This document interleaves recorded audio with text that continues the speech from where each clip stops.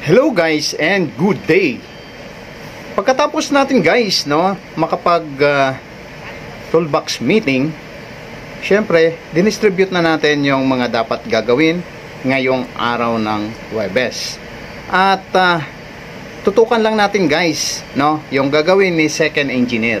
At ngayon nga ay hinahasa na niya yung valve spindle ng main engine exhaust valve spare number 1. So ipapakita ko guys kung paano niya ngayon hinahasa yung kasalukuyang valve spindle.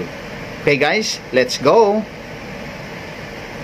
Yan guys, makikita nyo na mayroon talagang special tools na pang grind sa exhaust valve spindle ng main engine natin.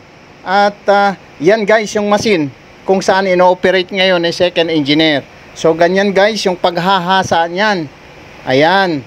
So ganyan guys, at ipinapakita ko naman sa inyo na wala namang problema at hindi mahirap mag-maintain ng spare parts or kailangang i-repair sa main engine.